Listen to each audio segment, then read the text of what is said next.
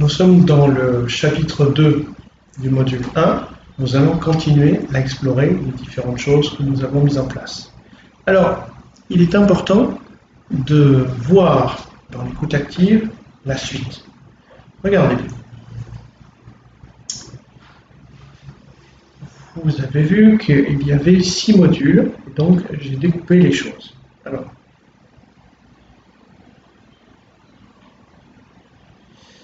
le chapitre 2, nous allons travailler sur votre posture maintenant mentale d'écoute. Comment vous abordez mentalement en fait la venue du prospect, du client, comment vous allez engager cela, comment vous avez préparé cela. C'est vraiment important de connaître ça parce que ça doit venir, si vous voulez, sur quelque chose de complémentaire avec votre attitude corporelle. Alors,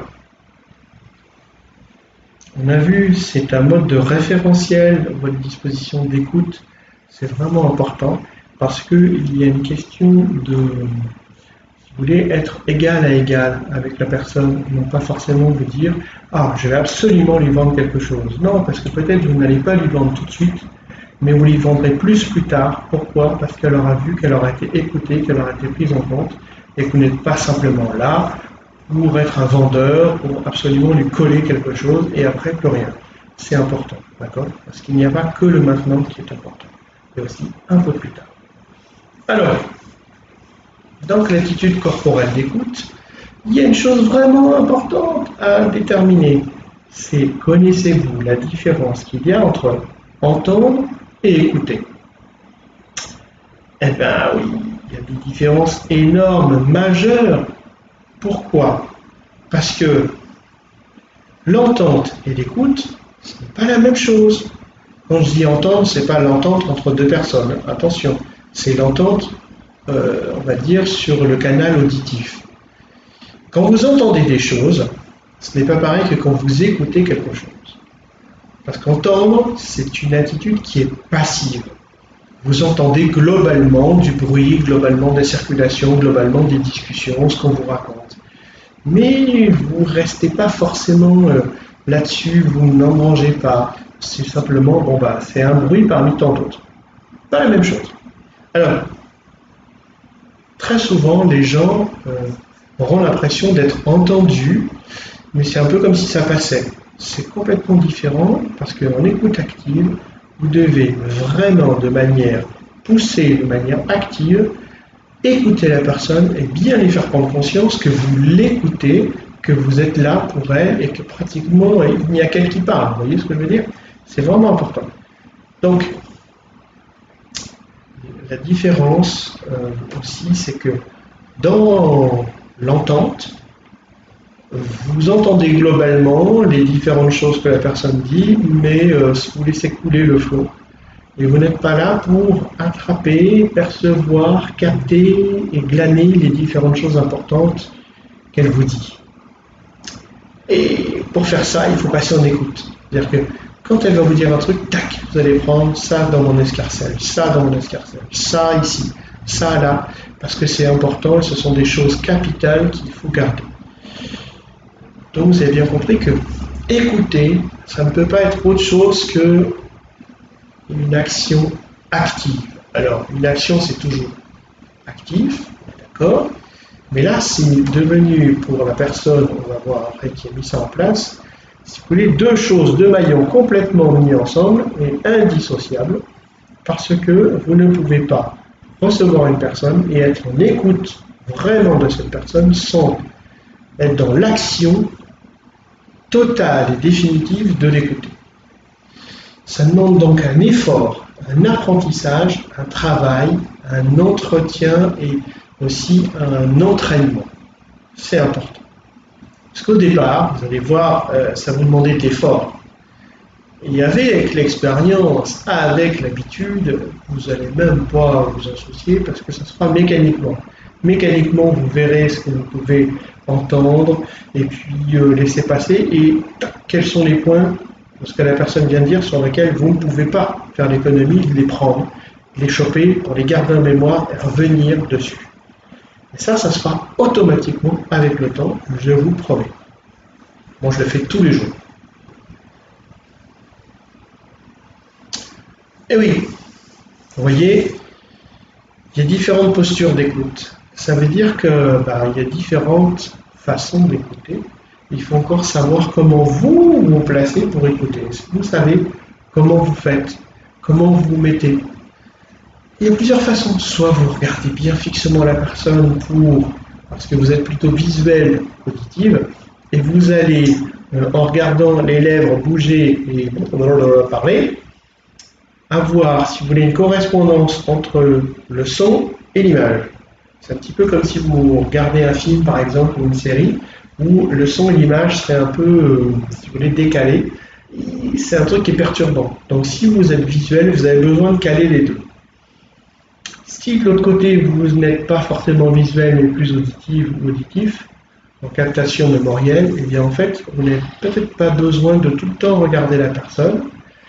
Vous pouvez un peu vous être dans l'imaginaire, mais vous allez quand même complètement choper tout ce qu'elle va vous dire et hop, là, il y a un truc, et vous revenez en attention. Oui, la nuance, mais ça c'est pour, en général, le grade d'après. Quand on a un peu de bouteille, on a l'habitude. C'est vraiment une chose importante à savoir faire, être un peu à l'affût, comme si vous voulez un animal de chasse qui va attendre sa proie et dire « Ah, là c'est le bon moment ». Ça ne veut pas dire qu'il faut voir le client comme ça, mais le client va vous dire des choses, consciemment et inconsciemment, c'est à vous de savoir les récupérer au bon moment et à bon escient. Alors, à l'heure actuelle, quand vous engagez une discussion avec quelqu'un, dans un cadre professionnel, comment vous vous y engagez? C'est comment? Votre regard, il est comment? Comment ça se passe? Vous arrivez à être centré sur la personne, à bien la regarder tout le temps, ou c'est pas forcément comme ça? Est-ce que vous pourriez être un peu timide, n'osant pas tout le temps regarder, je ne sais pas trop, vous pourriez être un peu gêné possiblement. Est-ce que vous la regardez de haut, comme on l'a dit, en surplombant? Enfin, c'est une attitude un peu hautaine, on ne peut pas faire ça. Un peu de biais, d'accord? Comme si vous attendiez une réaction. Vous la regardez bien dans les yeux, c'est très important de regarder les gens dans les yeux parce que ça vous donne une attitude de franchise. Et puis en fait, ça fait augmenter la confiance envers vous, à travers vous, et aussi, ça veut dire que vous regardez la personne et vous la captez dans sa globalité, mais aussi vous lui donnez la capacité de voir que vous n'êtes centré que sur elle. C'est important. Quand vous débutez un entretien, une explication avec une personne, par rapport à une formation, par rapport à un service que vous proposez, par rapport à un produit que vous vendez, vous êtes dans quel état d'esprit? Ouais, c'est important. En fonction de ce que la personne va vous dire, est-ce que vous avez déjà été choqué d'entendre des choses? Parfois, il y a des choses, ça nous surprend, on est choqué, on n'a pas l'habitude. Vous ne devez pas montrer que vous êtes choqué. Vous devez arriver à avoir une zone tampon et hop, absorber et dire ah tiens, ok, on n'y aurait pas pensé. Ok. Mais ça veut dire que quand la personne entre dans votre bureau, chez vous, vous allez vers un autre, il faut que vous ayez un esprit neutre, pas de préjugés. Pas de préjugement, c'est un peu gros, mais il faut que votre état d'esprit soit le plus neutre possible, parce que vous ne savez pas ce qui va se passer. Donc, vous ne savez pas, il faut laisser faire. Rien ne vous empêche d'analyser le comportement de la personne rapidement, savoir un peu, mais il n'y a pas de jugement à en avoir, d'accord? Vous allez dès à présent devoir faire un travail, c'est pour ça que la petite vidéo que je vous ai demandé de tourner, il va falloir aussi que vous la tourniez mentalement pour vous dire mais là, dans ce cadre-là, je suis arrivé avec tel état d'esprit. Et en fait, ça a débouché sur ça. Une autre fois, j'avais tel état d'esprit, ça s'est passé comme ça. Et de pouvoir analyser en fonction de comment vous êtes, ce que vous allez projeter dans un sens ou dans un autre. C'est vraiment important parce que Aujourd'hui, la démarche commerciale, parce que on va rêver que vous soyez un commercial pur dans le marketing, que vous fassiez un produit physique, que vous fassiez un produit digital, que vous fassiez une station de service, que vous soyez thérapeute, que vous soyez quelqu'un qui reçoit des gens, en fait, on est toujours dans une notion de relation commerciale dans un premier temps. Après, il peut y avoir une notion de confiance, mais il y a une notion commerciale au moment où la personne est un prospect, et au moment où elle est qualifiée, elle se transforme en client, en quelque chose d'abouti. Mais ça ne veut pas dire qu'on est forcément là, comme l'ancienne idée du commercial qui veut absolument vendre quelque chose. C'est plus comme ça que ça doit se faire. Donc vous devez avoir tous les atouts de votre côté pour pouvoir faire en sorte que la vente de ce que vous avez à vendre se passe le mieux possible. Et ça se fait comment? Par l'écoute active, c'est-à-dire que c'est la personne qui pratiquement va vous confier, va vous donner les arguments sur lesquels vous allez pouvoir vous appuyer pour pouvoir lui apporter la solution qu'elle demande. C'est simple.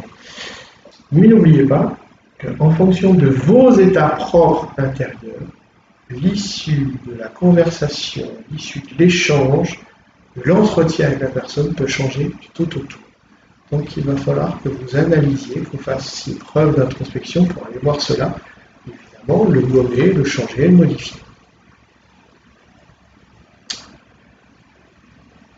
C'est important de connaître intérieurement, de savoir si vous avez, vous, un blocage inné, en vous disant « ouais, mais je suis pas tellement légitime dans ce truc-là, je suis pas assez avancé, j'y crois pas, ou la personne elle va penser que, ou il y a meilleur que moi, ou je suis trop cher, ou en fait ça j'ai jamais fait. » Tout ça, il va falloir que vous puissiez aborder en pleine confiance, en pleine sérénité, et puis surtout en pleine honnêteté avec vous-même, tous ces blocages qui peuvent venir complètement saboter votre boulot, saboter votre présentation, pour pouvoir en défaire et avancer. C'est important parce que sinon, quand vous allez rentrer dans l'entretien, il y aura déjà ça derrière en background qui va arriver et ça sera un peu comme un boulet au pied que vous allez tout le temps tirer et qui va vous empêcher d'aller vers la personne, de recevoir qui elle est et puis de lui montrer globalement qui vous êtes. Donc il faut que vous confrontiez à cela pour pouvoir vous en sortir. Okay? Donc comme disaient les Japonais avaient, alors je ne suis pas en japonais, mais ils disaient que quand il y avait une peur, la meilleure façon c'était de la voir comme un fin papier tendu et de passer à travers. Et une fois qu'on est passé à travers, on s'aperçoit qu'en fait c'est une peur qui n'existe pratiquement pas. Alors, voyons un peu ce qu'on a fait. On a identifié les différentes postures et attitudes mentales. On a vu les alliances qu'il peut y avoir entre la posture et l'alliance mentale, parce que on est bien d'accord que vous pouvez aussi être trahi par votre posture, c'est-à-dire que vous dites « ah non, mais moi, je suis légitime et tout ça », et puis être en retrait quand vous parlez, non, donc il y a un truc qui ne va pas. Et surtout, les différentes phases préparatoires que vous devez mettre en place pour pouvoir dégager vos éventuels blocages, inhibitions et tout ça. Donc ça, il va falloir le dégager. Ok? Vous allez voir, ça va se faire petit à petit. Ok? Donc, la chose importante, c'est que je vous encourage maintenant, on a fini ce chapitre, à passer au chapitre suivant pour continuer toujours plus loin à voir les différentes modalités de l'écoute active et surtout acquérir de plus en plus de clés pour avancer. Ok? Allez, vous pouvez passer au chapitre suivant. À tout de suite.